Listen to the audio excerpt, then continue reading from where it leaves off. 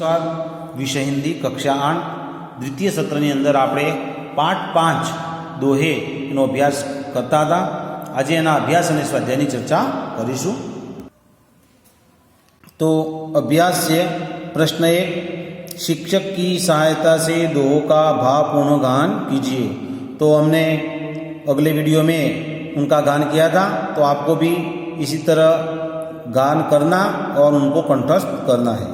प्रश्न 2, निम्नलिखित शब्दों का अर्थ बताकर उनका वाक्य में प्रयोग कीजिए. उद्यम, प्रकृति, खैर, कुसंग, कंचन, जपमाला, दुख, भुजंग, हर्षय. तो इन शब्दों का वाक्य में प्रयोग करना है. उद्यम, तो हमें पढ़ाई में बहुत उद्यम करना चाहिए. हमें विद्या प्राप्त करने के लिए बहुत बड़ा उद्यम करना चाहिए. तो इसी तरह प्रकृति है, तो हमें प्रकृति से प्रेम करना चाहिए. तो इसी तरह जो अन्य शब्द है उनका वाक्य में आप प्रयोग आपको करना है. प्रश्न 3, प्रश्नों के उत्तर दीजिए. यदि भगवान आपको कुछ मांगने के लिए कहे तो आप क्या मांगना चाहोगे?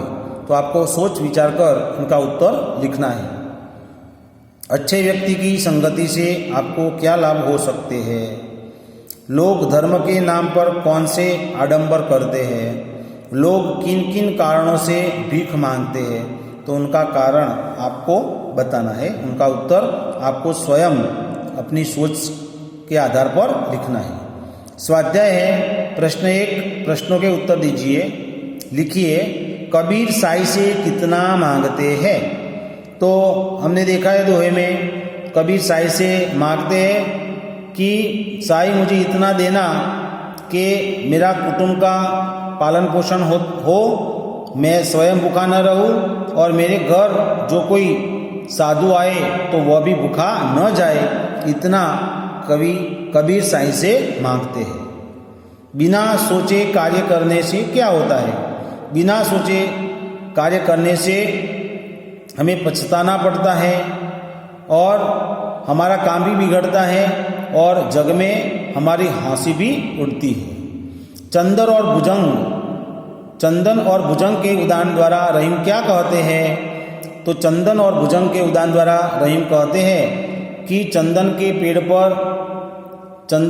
पर भुजंग चाहे विष उगाले या लिपट रहे तो भी चंदन अपना गुण छोड़ता नहीं है.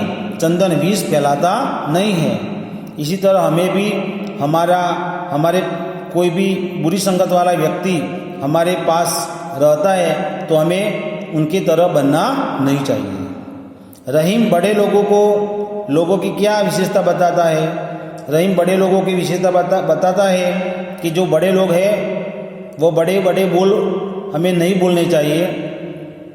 यह उसकी विशेषता बताता है. तुलसीदास किसके घर नहीं जाना चाहते?